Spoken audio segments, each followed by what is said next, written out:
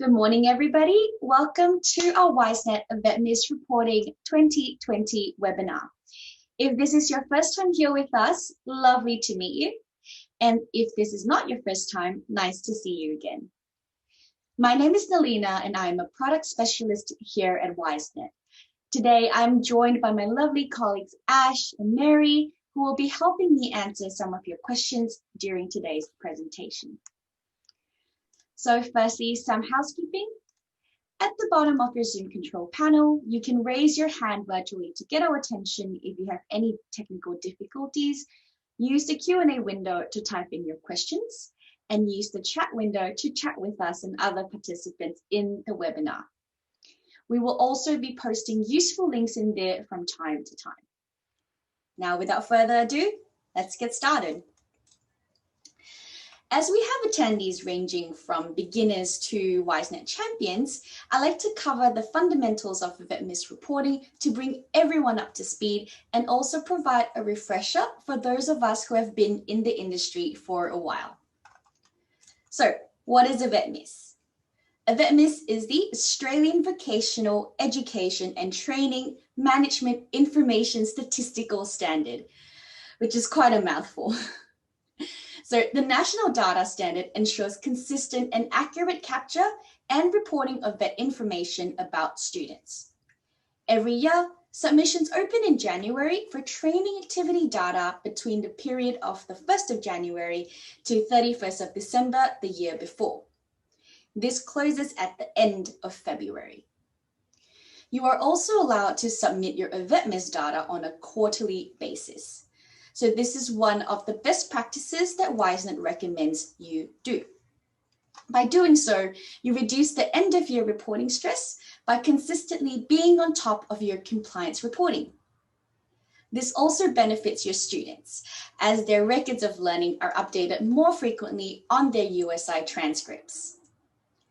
So if you are a new RTO and have not conducted training, you are still required to submit a nil return annually.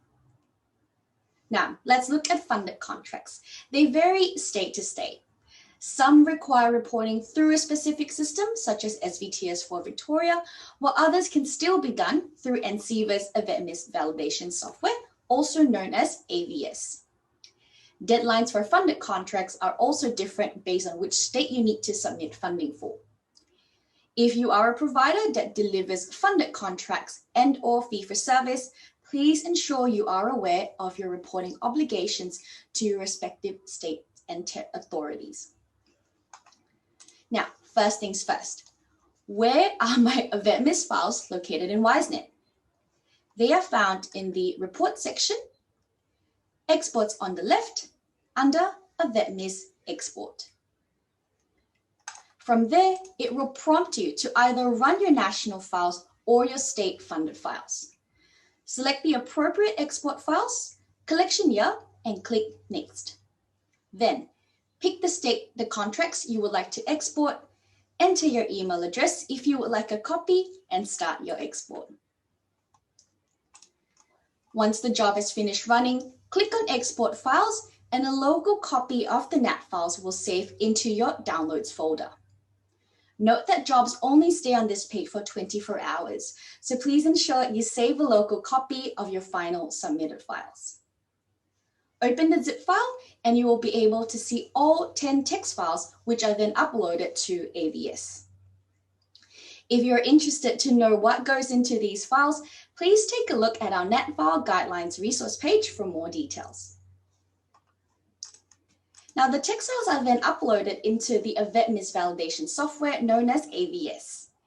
If this is your first time using AVS, please register yourself as a user, download the AVS user guide, and review the resources on VETMIS support for RTOs.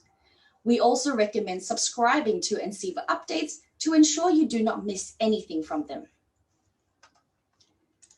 Now, after uploading your files, you will receive a collection processing summary report, which looks like this. The number of errors are tallied in the errors column to give you a gauge of where the most errors sit. You do not need to clear your warnings in order to validate your files. Now, Downloading the error report will give you the descriptions, codes, location, and other details of the error. Troubleshooting them is quite easy if you read the description and use the student number to locate the record in Wisenet. There are, though, however, a few tricky ones which I will touch on later in the webinar.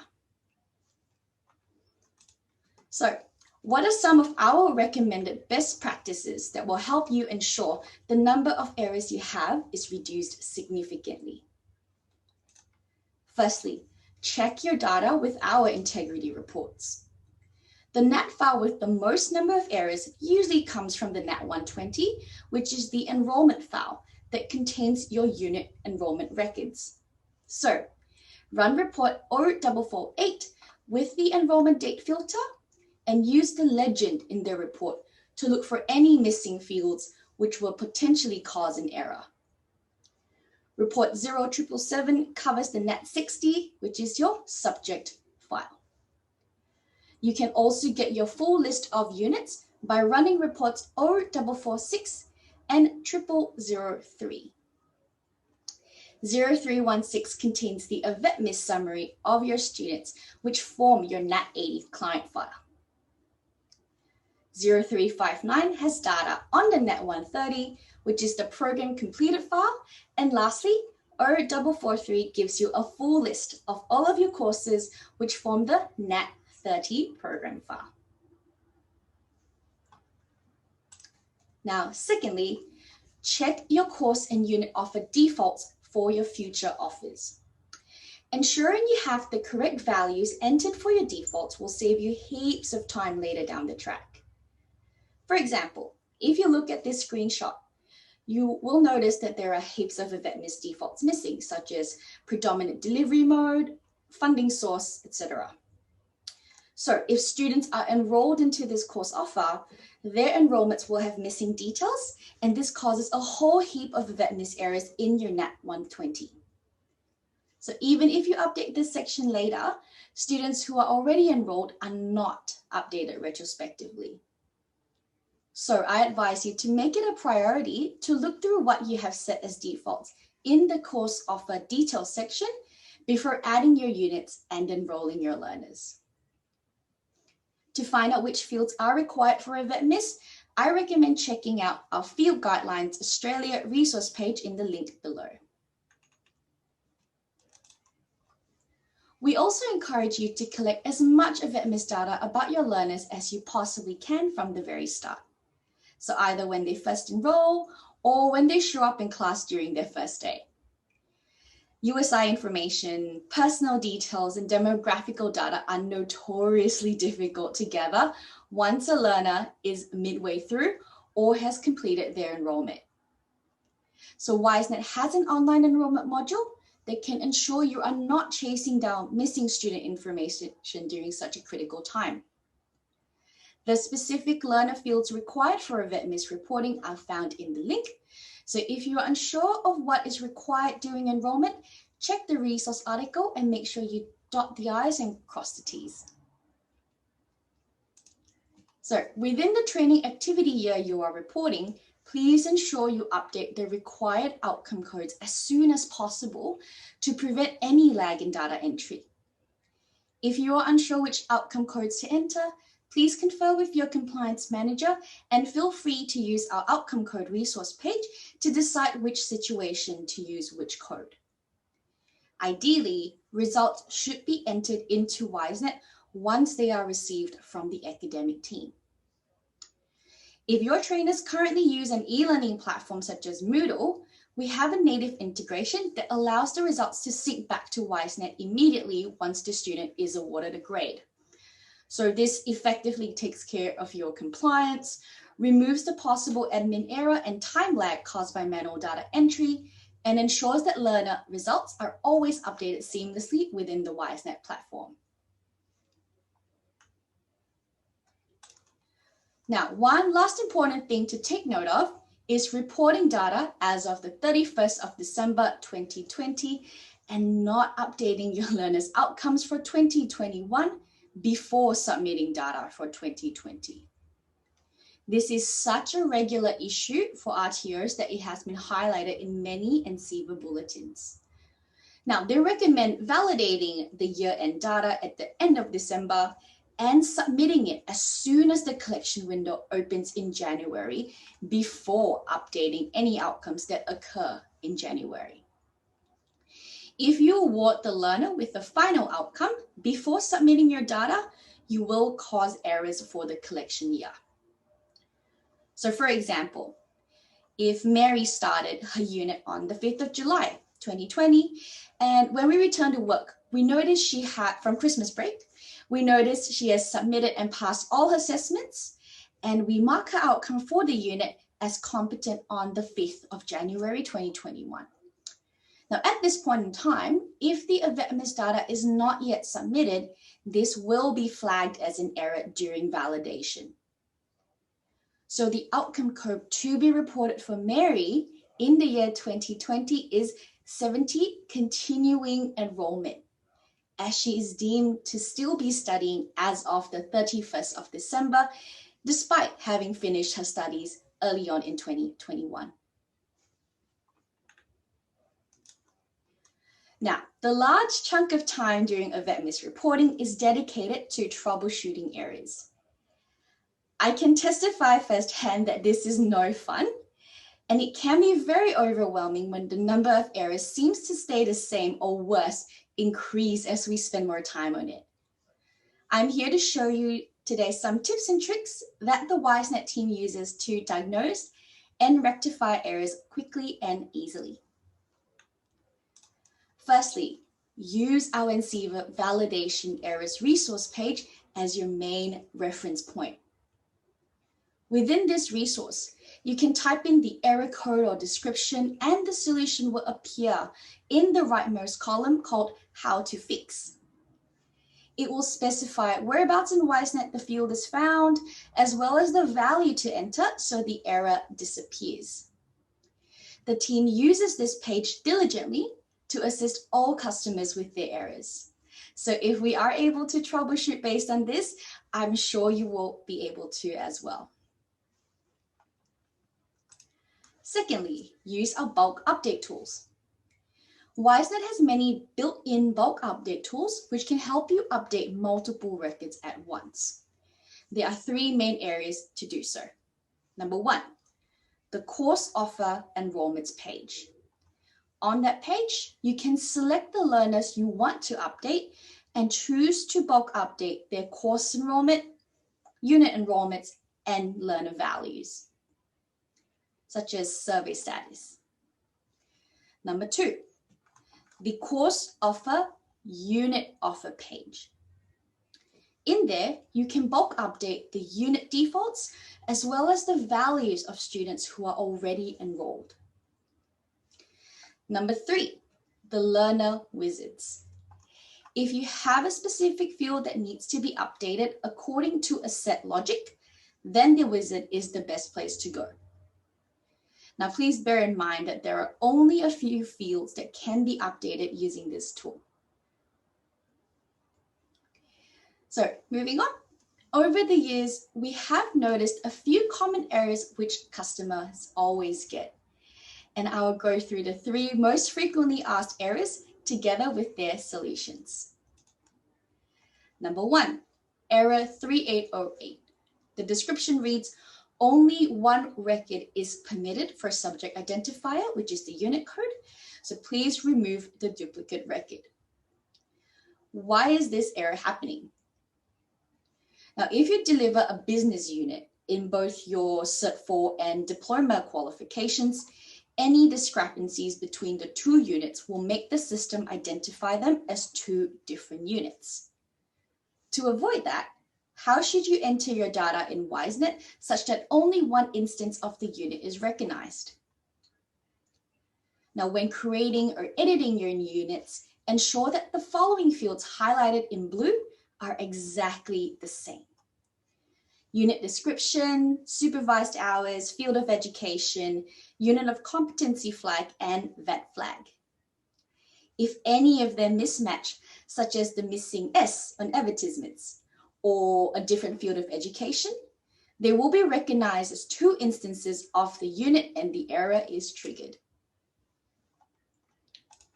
Number 2, error 4754, activity periods for nationally recognized training cannot overlap where multiple instances exist for a combination of the RTO code, USI, and unit code. This error occurs when you're reporting multiple instances of the same unit by the same student during the same period of time.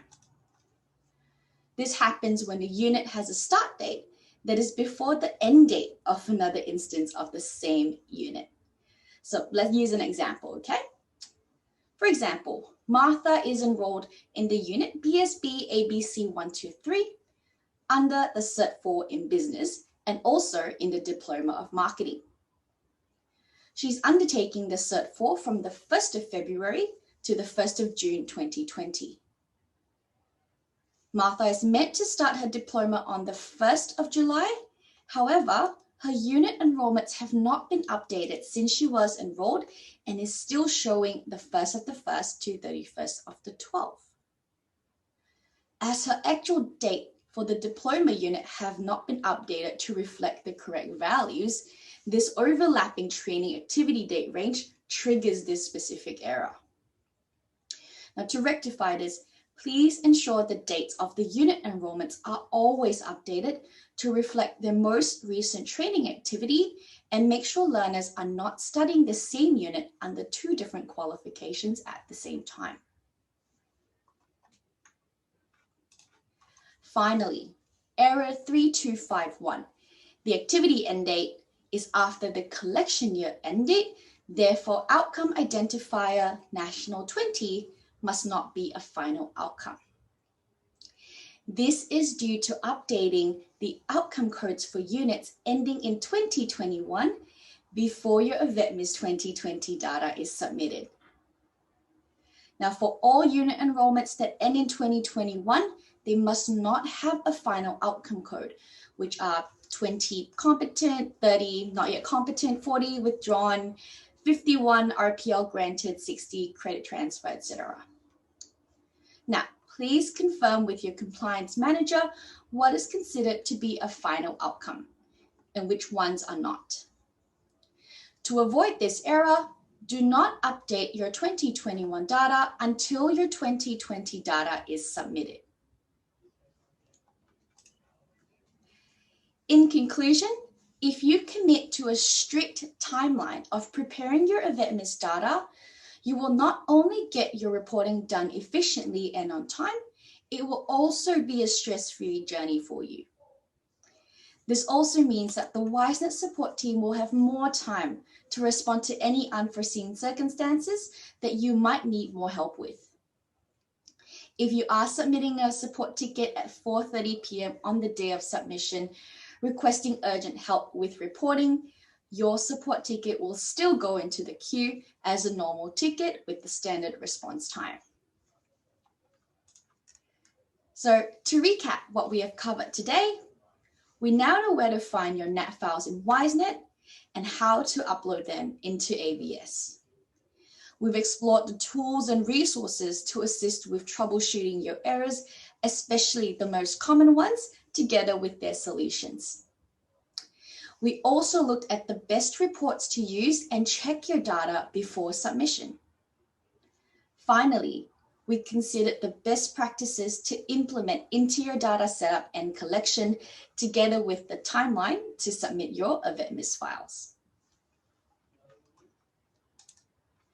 Now, please be mindful that Wisenet's support staff capacity will be less than usual during the month of December and January due to the holiday period and staff being on leave.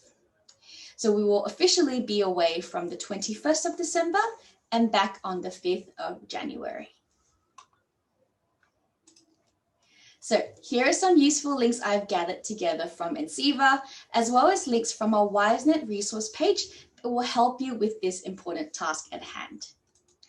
So if you would like a copy of these links, please submit a support ticket request and I will send them over to you. So we are committed to providing you with the best support we can and in the most efficient way. So if you need any help, please log a support ticket or call us on 1300 365 384. So this comes to the end of my presentation. Thank you for joining us today. I will open the floor up now for any questions, so please feel free to stay back if you are keen. Otherwise, have a wonderful day ahead. Thanks, guys.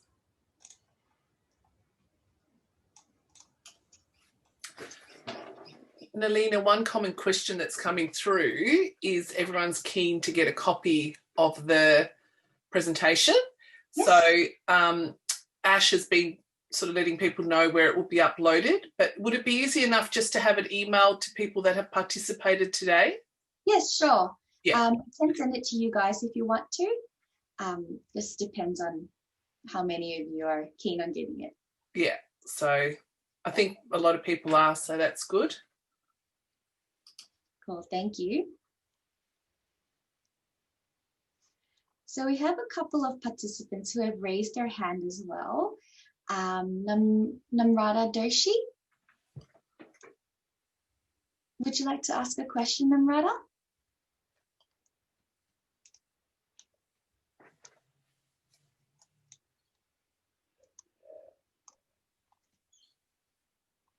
Now there's a question on, will you be continuing to update the Debt Connect errors for Queensland?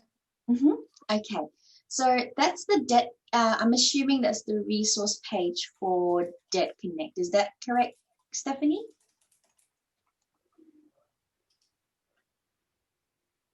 So if you're referring to the resource page, we will update them as we go. Sometimes they do launch new error codes, and if you don't see it in the resource page, just let us know. We can help you troubleshoot the issue, find out what's the problem, and we can definitely update the resource page for you as well. I hope that helps. Thanks. Now, Rob has a question here. Rob, you'll continue to use the 70 because that's continuing enrollment and that's not the final outcome. So, yeah, you can use a 70 for 2021 enrollments. Yes, so 70 is not considered a final outcome. It's continuing enrollment.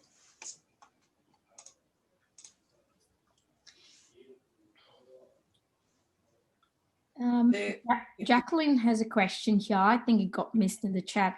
If someone has credit transfer for units they'll finish in the new year, do we just adjust their unit end date to the beginning? Okay, if someone has a credit transfer for units that finish in the new year, do we just adjust their unit end date to the beginning? So can I answer that now? That's okay. So Jacqueline, credit transfers are usually the day they apply for the credit transfer and they're approved. So the start and end date will be the same day you kind of, approve the credit transfer. So it's kind of tricky when you say, you're giving a credit transfer for units they're finishing in the new year because it's usually applied at the beginning of the course. So you do have to wait until so if you are awarding them credit transfer in 2021, you do have to wait until you submit your VETMIS data before awarding them a credit transfer. Otherwise, that will trigger an error as well. Yeah. We can take that question on notice too. If you wanted to put it back up onto support, just to do a bit of clarity on that for you, we can take that further if you like. Yeah. Now I think everyone wants to receive the presentation. It's gone crazy. Everyone's saying thanks, want to receive it. So you've done an amazing job. We'll email it job. to everybody then. I think. Yeah. Cool. Yeah. All right. Yeah. Well, if that's the case, thank you again, everyone, for attending the webinar. We will have an early mark. Like Marian said, if you do have any questions or specific questions about what you need, please feel free to log a support ticket and get your VETMIS data sorted before we all go into the Christmas and New Year's holiday. All right. Thanks again, everybody. Have a lovely day. Thank you.